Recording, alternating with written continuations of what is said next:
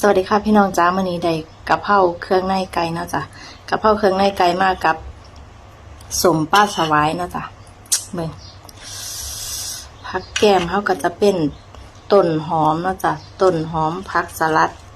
แล้วก็มีพริกลูดโดดน้ำเนาะจ้ะบักแลดิดมาจ้ามากินข้าวด้วยกันจ้ามา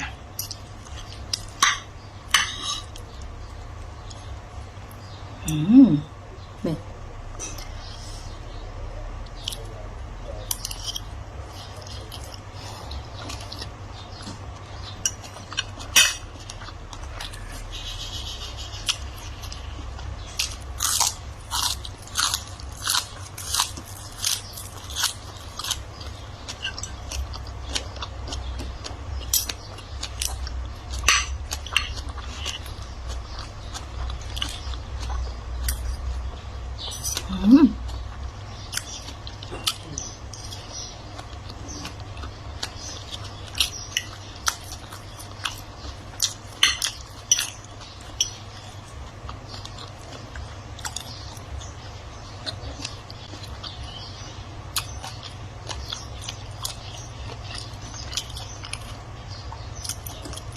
ใส่กึ่นไก่หลายๆเนาะจ้ะแซ่บ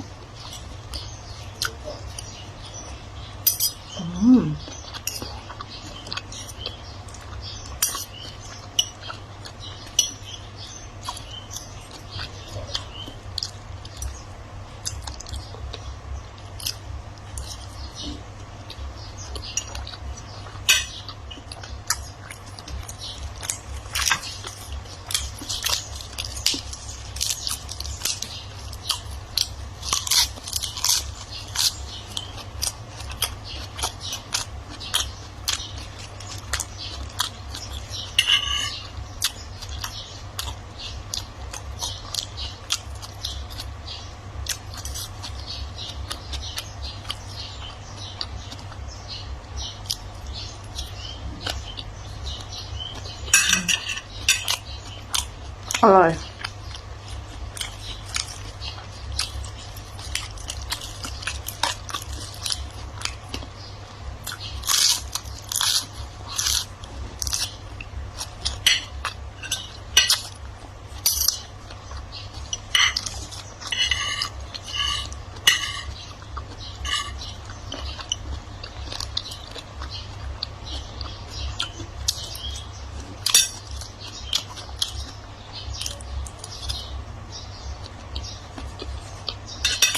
อร่อย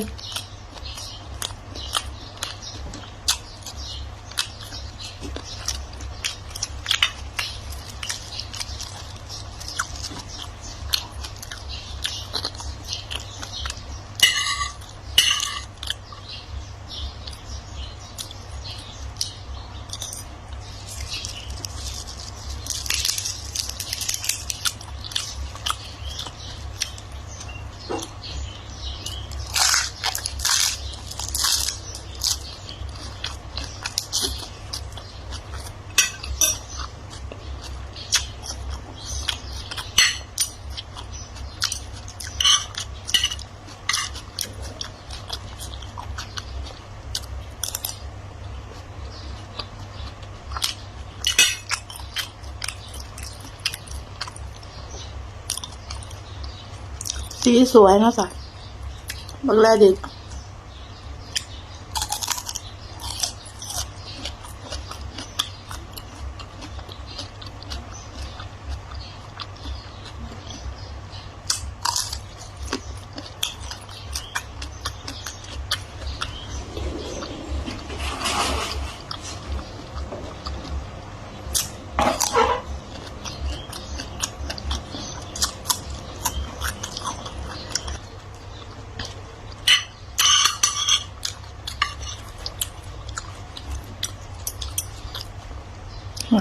ทำยังไง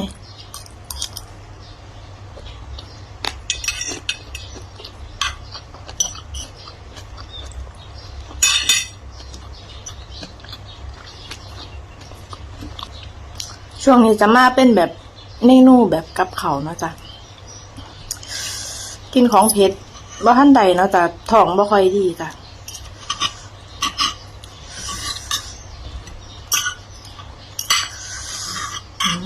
ปลาสวาย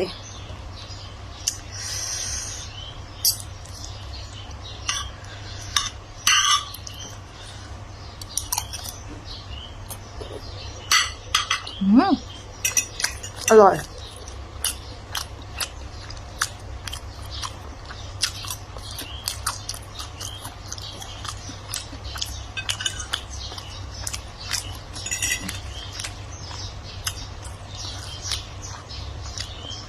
บีบข้างล่างตอนนั้นนึงแล้วจ้ะมันบ่ค่อยสุก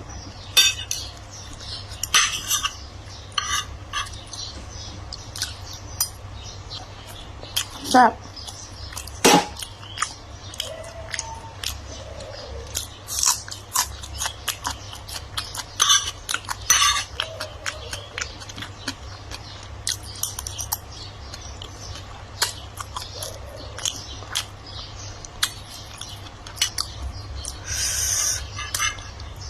ปลาสวายเนอะจ้ะสมปลาสวาย